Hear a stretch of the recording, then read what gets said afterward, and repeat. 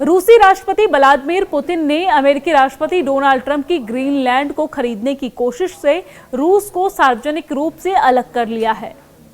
Putin ने कहा है कि यह मुद्दा रूस से जुड़ा नहीं है, भले ही इससे अमेरिका, डेनमार्क और नाटो सहयोगियों के बीच तनाव बढ़ रहा हो। बुधवार देर रात रूस की सुरक्षा परिषद की एक टेलीविजन बैठक में पुतिन ने कहा है कि ग्रीनलैंड का भविष्य तय करना दूसरों का काम है। उन्होंने कहा कि ग्रीनलैंड के साथ क्या होता है यह हमारा कोई मामला ही नहीं है। ट्रंप ने आर्कटिक द्वीप को अमेरिकी नियंत्रण में लाने की बात यूरोप को असहज कर रही है और यहां पर ट्रांस अटलांटिक एकता में दरार भी साथ ही साथ डाल रही है। हालांकि पुतिन ने इस मौके पर डेनमार्क के ग्रीनलैंड के साथ ऐतिहासिक व्यवहार की आलोचना भी की और डेनमार्क के शासन को उपनिवेशवादी बताया है। उन्होंने दावा किया है कि डेनमार्क ने इस द्वीप के साथ अगर क्रूर नहीं तो अक्सर कठोर व्यवहार किया है, लेकिन जल्दी ही जोड़ दिया है कि यह मुद्दा मौजूदा बहस से जुड़ा नहीं है, जहां पर ट्रंप ने रूस, चीन समेत सुरक्षा खतरों का हवाला देकर ग्रीनलैंड पर अमेरिकी नियंत्रण को सही ठहराया। वहीं पुतिन ने नरम रुख अपनाया और द्वीप के निवासियों के प्रति सहानुभूति जताई है। उन्होंने ट्रंप की महत्वाकांक्षाओं का खास विरोध नहीं किया। आपको बता दें कि क्रेमलिन ने तो इस योजना का समर्थन किया और ना ही विरोध किया, बल्कि सतर्क और तटस्थ रुख अपनाया है। विश्लेषज्ञों का मानना है कि मॉस्को की प्रतिक्रिया पश्चिमी गठबंधन में बढ़ती दरार का फायदा उठाने की सोची समझी कोशिश है। ट्रंप की ग्रीनलैंड योजना ने यूरोपीय साझेदारों के साथ तीखी असहमति पैदा कर दी है। रूसी अधिकारी और सरकार समर्थित विश्लेषक इस पर संतोष और जिज्ञासा दोनों के साथ प्रतिक्रिया दे रहे हैं। कुछ लोगों ने ट्रंप के कदम को ऐतिहासिक बताया, जबकि अन्य का कहना है कि इससे नाटो और यूरोपीय संघ कमजोर होंगे, क्योंकि पश्चिमी ध्यान रूस यूक्रेन युद्ध से हट जाएगा। हालांकि सार्वजनिक रूप से दूरी रखी गई है, लेकिन रूस आर्कटिक के रणनीतिक महत्व को लेकर उदासीन नहीं है। ग्रीनलैंड के अमेरिकी नियंत्रण में जाने की संभावना में रूस के लिए दीर्घकालिक सुरक्षा और आर्थिक सवाल खड़े होते हैं, जिसने आर्कटिक में अपनी सैन्य मौजूदगी बढ़ाई है। यहां पर रूस की नार्दर्न फ्लीट और कई अहम रणनीतिक संसाधन हैं।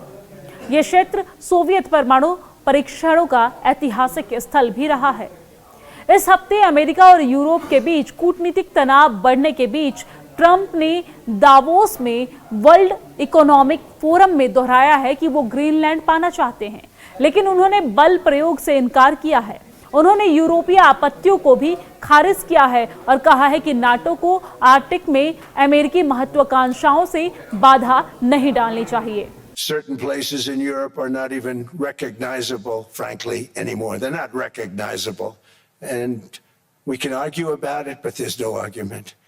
And I love Europe, and I want to see Europe go good, but it's not heading in the right direction. There are windmills all over Europe.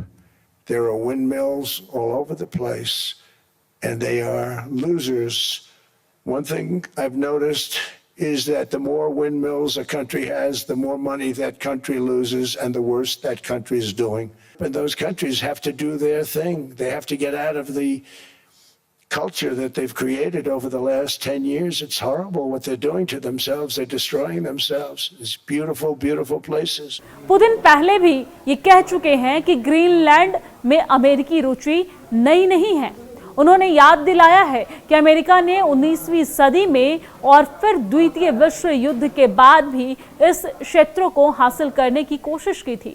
उन्होंने ऐतिहासिक उदाहरण भी दिए हैं, जैसे 1917 में डेनमार्क की ओर से वर्जिन आइसलैंड की अमेरिका को बिक्री और 1867 में रूस की ओर से अलास्का की अमेरिका को बिक्री।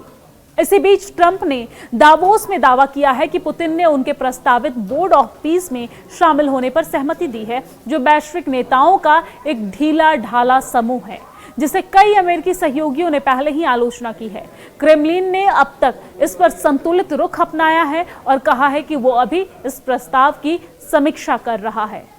Certain places in Europe are not even recognizable, frankly, anymore. They're not recognizable.